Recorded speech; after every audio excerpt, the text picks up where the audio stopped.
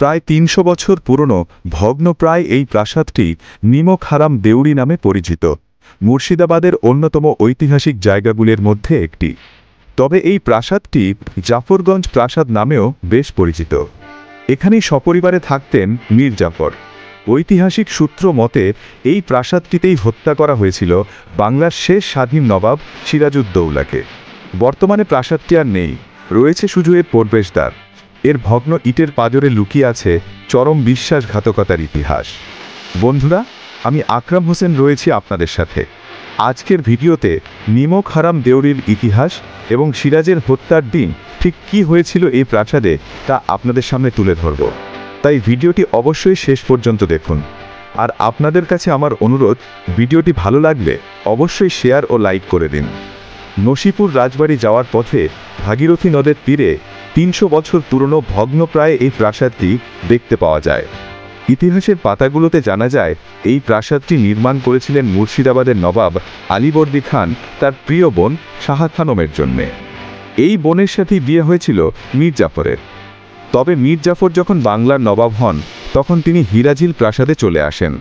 আলীবর্দী খানের মৃত্যুর পর সিরাজউদ্দৌলা পরবর্তী নবাব হন, কিন্তু তা মেনে নিতে পারেনি মীর জাফর, ঘসিটি বেগম, জগৎ শেঠের মতো কিছু ব্যক্তি। তারা ইংরেজের সঙ্গে ষড়যন্ত্র করে সিরাজকে মসনদ থেকে সরানোর জন্যে। আর ষড়যন্ত্র হয়েছিল মীর জাফরের এই বাড়িতেই। মীর জাফর ছিলেন সিরাজউদ্দৌলার প্রধান সেনাপতি। পলাশীর ময়দানে তিনি ইংরেজের বিরুদ্ধে যুদ্ধ করেননি। যুদ্ধের পরিস্থিতি দেখে সিরাজউদ্দৌলা পালিয়ে যান নিজের স্ত্রী লুৎফুন্নেছা এবং মেয়ে জোহরাকে নিয়ে। মুর্শিদাবাদ থেকে প্রথমে ভাগবান বলা গিয়েছিলেন সিরাজ। দিন দুয়েক পর কয়েকবার বেশভূষা বদলে পৌঁছে গিয়েছিলেন রাজমহলের কাছে। ৩ দিন ধরে কিছুই খাওয়া হয়নি, তাই একটু বিরতি নিয়েছিলেন সবাই। রান্না করা হয়েছিল খিচুড়ি, কিন্তু ভাগ্যের কি নিষ্ঠুর পরিহাস। ওই এলাকাতেই থাকতেন শাহাদানা নামের এক ফকির। মাত্র কয়েক মুহূর্তের লোভে সে গোপন খবর পৌঁছে দেয় সিরাজউদ্দৌলা এখানে আছে।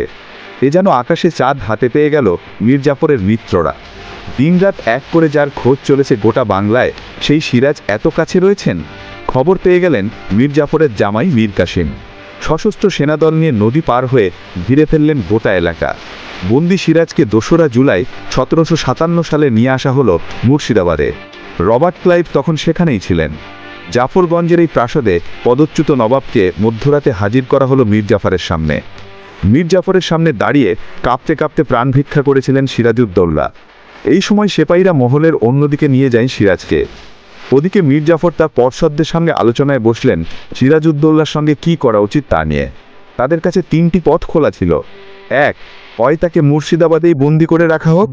২, অথবা দেশের বাইরে অন্য কোথাও নির্বাসিত করে রাখা হোক।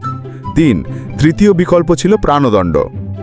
অনেকে চাইছিলেন সিরাজকে বন্দি করে রাখতে, কিন্তু মীর জাফরের ১৭ বছরের ছেলে মিরন এই সিদ্ধান্তের ঘোর বিরোধিতা করেছিল।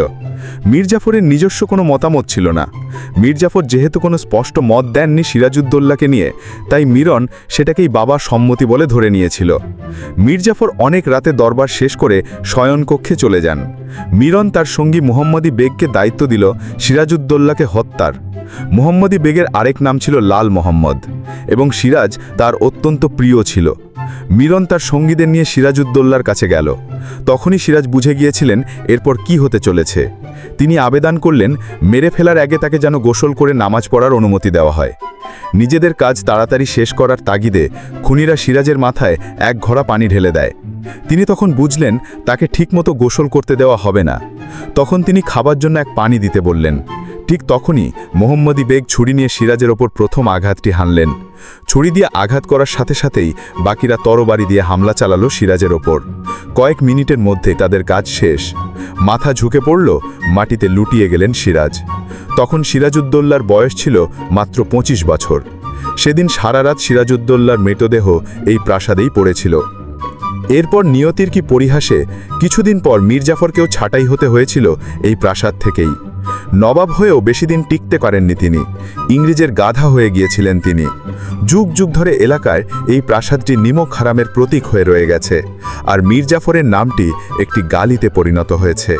শোনা যায় 1897 সালে একটি ভূমিকম্পে এই প্রাসাদটি ভেঙে যায়।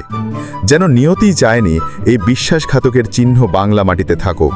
বন্ধুরা, কেমন লাগলো আজকের ভিডিও? আর আপনি কি এই নিমকহারম দেউড়িতে ঘুরতে গিয়েছিলেন? আমাকে কমেন্ট বক্সে অবশ্যই জানান। ভিডিওটি ভালো লাগলে অবশ্যই লাইক দিন এবং বন্ধুদের সঙ্গে শেয়ার করুন। দেখা হবে পরের ভিডিওতে। ততদিন ভালো থাকবেন, সুস্থ থাকবেন।